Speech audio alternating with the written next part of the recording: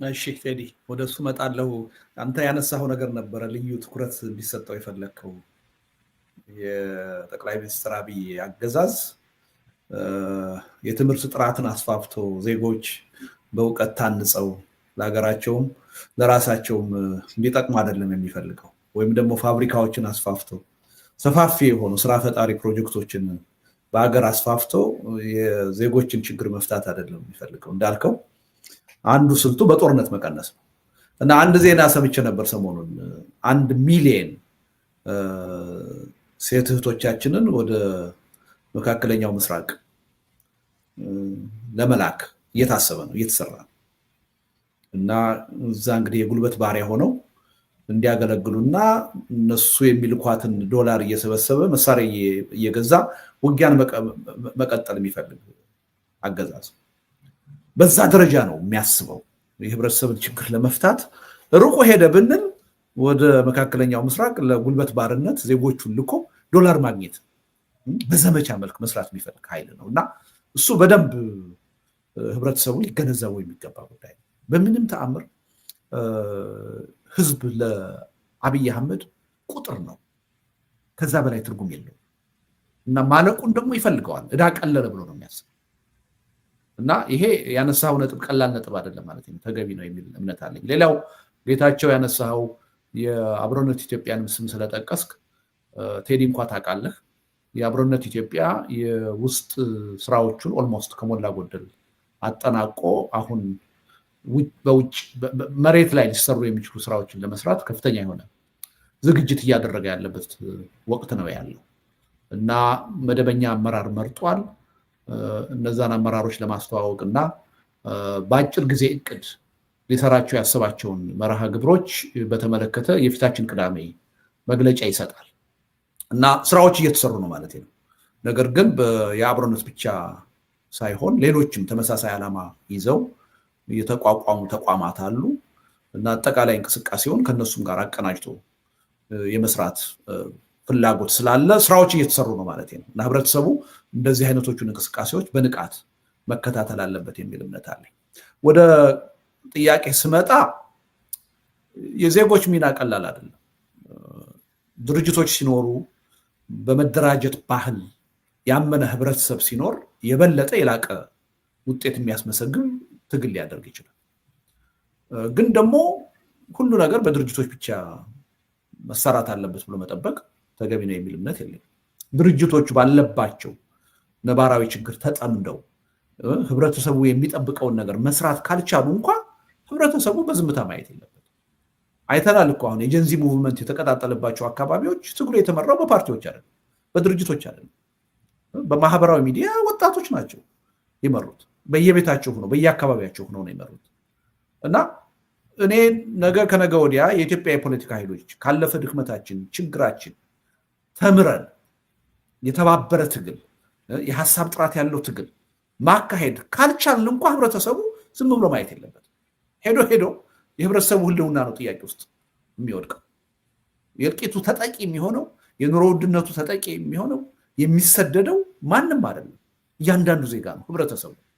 ስለዚህ ይህን ኃላፊነቱን ሙሉ በሙሉ ለተደራጁ ኃይሎች ብቻ አሳልፎ መስጠት የለበት እና ከነሱ ብቻ ውጤት መጠበቅ የለበት። ሪሊ ለላቀ ውጤት የሚያበቃን የተደራጀ ትግል ነው። እሱን ጥያቄ ውስጥ ማስገባት ያስፈልጋል። እኛ የቤት ስራችንን መስራት አለብን ብዬ አምናለሁ። መቀደም አለብን ብዬ አላምንም። ይሄን ኃላፊነታችን ግን የቀድሞ ችግራችን ብሶብን ጉዳዩን ከስልጣን ጥያቄ ጋር እያየን ጉዳዩን ከአካባቢና ከቡድን ስሜትና ፍላጎት ጋር እያየን በሚፈለገው መልኩ መተባበር ካልቻል፣ ተጠናክረን መውጣት ካልቻል ህብረተሰቡ እኛን ዝም ብሎ መጠበቅ አለብን ብዬ አላምንም። እንደ ሌሎቹ ሀገሮች ወጣቶች፣ ህዝቦች በራሱ መንቀሳቀስ አለበት። የራሱን መሪዎች፣ ጀግኖች እየፈጠረ መታገልና እጣ ፈንታውን መወሰን መቻል አለበት የሚል እምነት አለ። ስለዚህ እኔ ቤስት ኤግዛምፕል ቅድም ያነሳሁት አሁን ምስራቅ አርሲ ላይ አሁን እየሆነ ያለው ነገር የግድ ድርጅትን የሚፈልግ ነገር አይደለም። ያለ መቃወም ያለ መታገል ነገ ከነገ ወዲያ በእያንዳንዱ ቤት አንኳኩቶ የሚገባ ነው። ሰዎች በሃይማኖታቸው ምክንያት መገደል ሲጀምሩ የት ነው ነገሩ የሚያቆመው? የተሰባጠረ ህዝብ ነው የኢትዮጵያ ህዝብ። እንደው እንደ ብሔሮቹ እንኳ በጂኦግራፊ ትንሽ ለየት ያለ አይደለም። በሃይማኖት በተለይ በጣም የተሰባጠረ ህዝብ ነው እና ይሄ ጉዳይ ነገ ከነገ ወዲያ ወዴት ነው ሊወስድ የሚችል? ይሄ መንግስት አንዱ ያደረገው ምንድነው? ህብረተሰቡ ተቋማት እንዳያምን ተቋማቱም ደግሞ ነፃና ገለልተኛ ሆነው እንዳይሰሩ ነው ያደረገው። የኢትዮጵያ ኦርቶዶክስ ቤተክርስቲያን እንኳንስ ለተከታዮቿ ለአገር የሚተርፍ ሚና የነበራት ተቋም። አሁን ግን እንኳንስ ለአገር ለራሷ ተከታዮች ማትበቃ ተቋም ነው ያደረጋት። አሁን በዚህ ህልቂት ምንም እያሉ አይደለም፣ ምንም እየሰሩ አይደለም። ግን ሄዶ ሄዶ እያንዳንዱ ቤት ውስጥ የሚያንኳኳ ችግር ነው። ይሄን ችግር ከተቋም መጠበቅ የለበት፣ ከፓርቲ ኢቭን ከቤተ ክህነት መጠበቅ የለበት። በየአካባቢው ያለው ህዝብ እንዲህ አይነት ምልክቶችን ድርጊቶችን ሲያይ ወጥቶ መቃወም አለበት፣ ወጥቶ መጋፈጥ አለበት። ይሄ የግድ ነው ብዬ አምናለሁ። ለህብረተሰብ ትግል ብለው የሚታሰሩ ሰዎች አሉ። ረስተናቸዋል እኮ አሁን እነ መስከረምን እነ ክርስቲያንን ረስተናቸዋል። የት እንዳሉ ቤተሰቦቻቸው ልጆቻቸው የት ነው ያሉት? በአካባቢ ያለው ህብረተሰብ ኢኮኖሚያዊ ማህበራዊ ችግራቸውን ለመጋራት ይጠራል ወይ ያግዛል ወይ? አይዳውት። እንደዚህ እያደረግን ታጋዮችን ልናፈራ መሪዎችን ልንፈጥር አንችልም።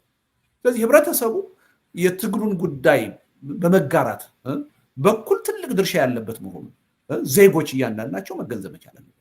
ከሌሎች የሚጠበቅ አይደለም። የእያንዳንዱ ድርሻ ተደምሮ ነው ለላቀ ውጤት ሊያበቃ የሚችለው። በነገራችን ይህን ስንል ደግሞ እንደው 130 ሚሊዮን ህዝብ ትግል ውስጥ ገብቶ ኃላፊነቱን ይወጣ እያልን አይደለም።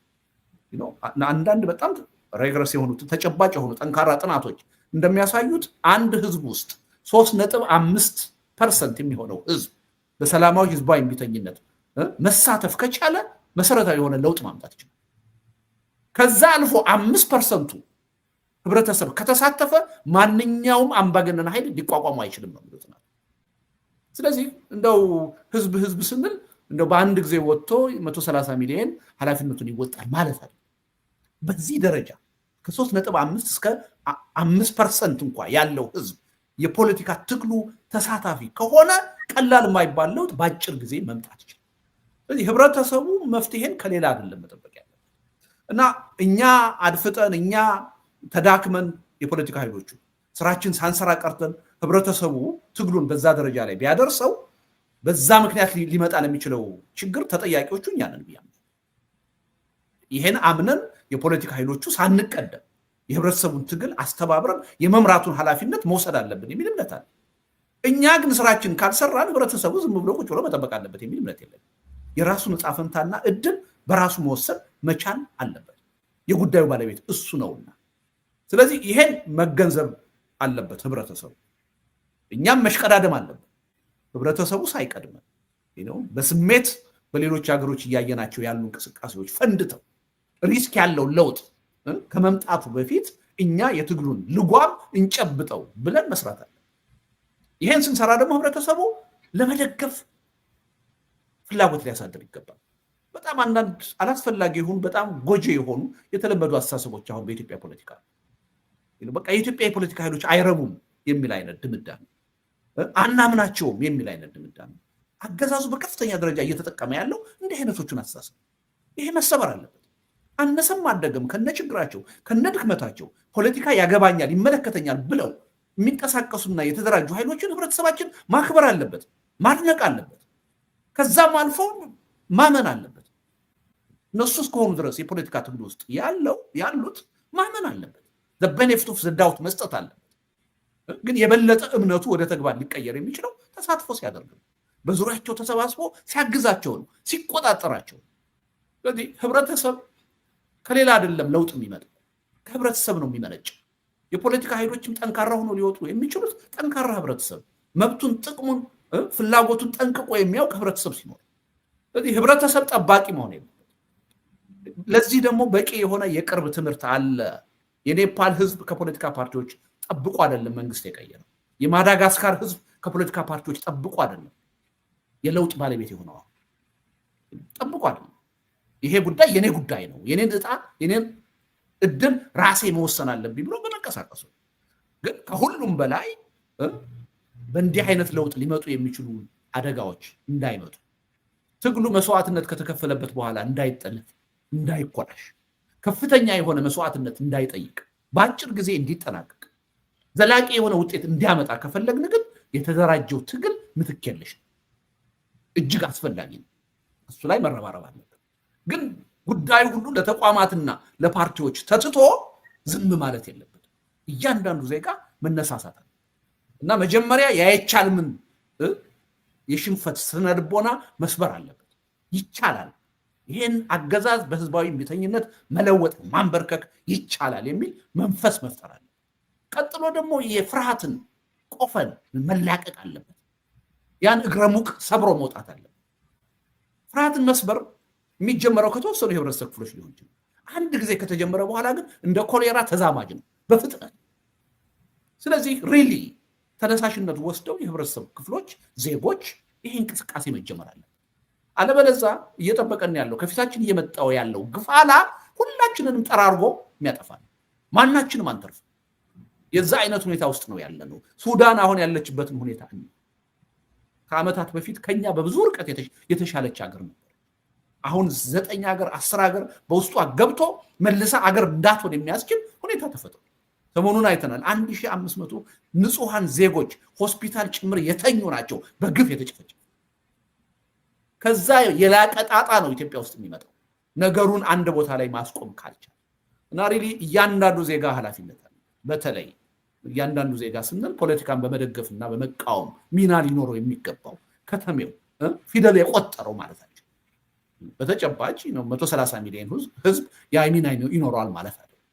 እና እኔ በዚህ ደረጃ መዘጋጀት አለብን። በእኛ በኩል እንዳንቀደም የህዝቡ ብሶት ገንፍሎ ህዝባዊ እምቢተኝነቱ ከኛ ቁጥጥር ውጭ ቀድሞ እንዳይመጣ አስፈላጊውን ዝግጅት እያደረግን ሰንፈን ይህን ኃላፊነት መወጣት ካልቻልን ግን ህዝቡ ዝም ብሎ መጠበቅ የለም እና እኛም መሽቀዳደም አለብን በህዝቡ እንዳንቀደም የሚል እምነት ነው ያለ። ምክንያቱም የስርዓቱ ያገዛዙ ባህሪ ሰላማዊ ህዝባዊ እምቢተኝነትን አይቀሬ የሚያደርግ ብሶቱ ሞልቶ እየፈሰሰ ነው።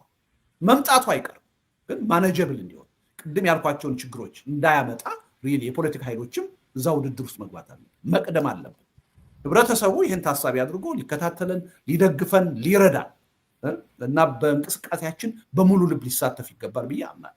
ኃላፊነታችን ካልተወጣን ግን አበረታች ሁኔታ አለ ብያለሁ። ካልተወጣን ግን የድሮ አባዜ ጥሶ በልጦብን ካልተወጣን ግን ህብረተሰቡ ቁጭ ብሎ መመልከት የለም፣ የራሱን እድል በራሱ እጅ መወሰን አለበት የሚል እምነት አለኝ። ቴዲ በጣም